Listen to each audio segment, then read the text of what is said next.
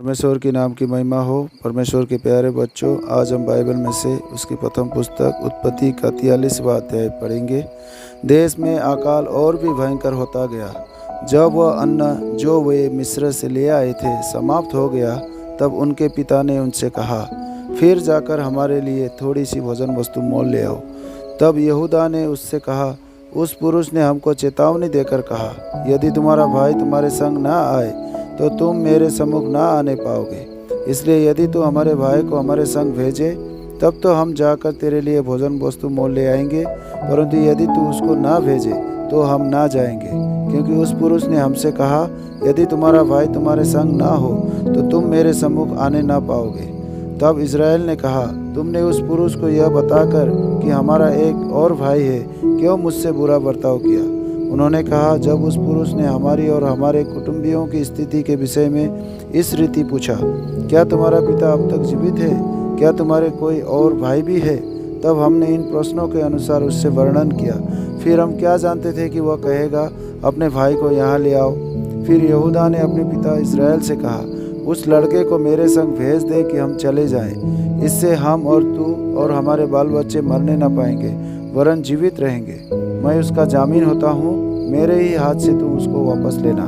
यदि मैं उसको तेरे पास पहुँचाकर सामने न खड़ा कर दूँ, तब तो मैं सदा के लिए तेरा अपराधी ठहरूंगा। यदि हम लोग विलम्ब न करते तो अब तक दूसरी बार लौट आते।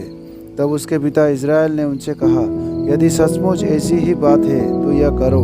इस देश की उत्तम उत्तम वस्तुओं में से कुछ कुछ अपने बोरों में उस पुरुष के लिए भेंट ले जाओ, जैसे थोड़ा सा बलसान और थोड़ा सा मधु और कुछ सुगंध द्रव्य और गंधरस, पिस्ते और बादाम। फिर अपने अपने साथ दूना रुपया ले जाओ, और जो रुपया तुम्हारे बोरों के मुंह पर रखकर लौटा दिया गया था उसको भी लेते जाओ। कदाचित यह भूल से हुआ हो। अपने भाई को भी संग लेकर उस पुरुष के पास फिर जाओ, और सर्वशक्तिमान ईश्वर उस पुरुष को तुम पर दयालु करेगा, जिससे कि वह तुम्हारे दूसरे भाई को और बिन्यामीन को भी आने दे। और यदि मैं निर्वंश हुआ तो होने दो। तब उन मनुष्यों ने वह भेंट और दूना रुपया और बिन्यामीन को भी संग लिया और चल दिए, और मिस्र में पहुंचकर यूसुफ के सामने खड़े हुए। उनके साथ बिन्यामीन को देखकर यूसुफ ने अपने घर के अधिकारी से कहा, उन मनुष्यों को घर में पहुंचा दो और पशु मार के भोजन तैयार करो, क्योंकि वे लोग दोपहर को मेरे संग भोजन करेंगे।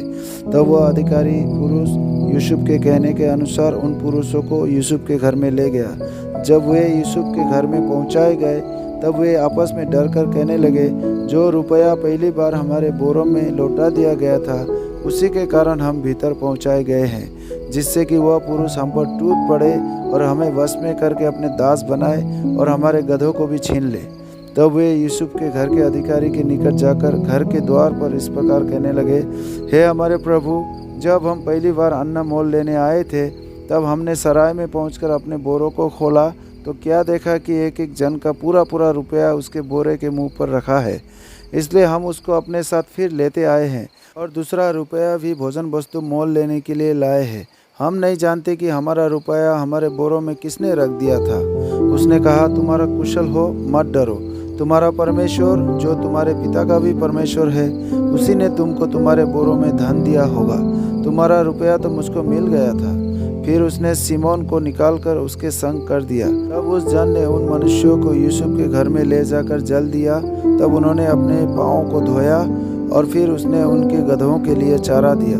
तब यह सुनकर कि आज हमको यही भोजन करना होगा, उन्होंने यूसुफ के आने तक अर्थात दोपहर तक उस भेंट को इकट्ठा कर रखा। जब यूसुफ घर आया, तब वे उस भेंट को जो उनके हाथ में थी उसके सम्मुख घर में ले गए और भूमि पर गिरकर उसको दंडवत किया।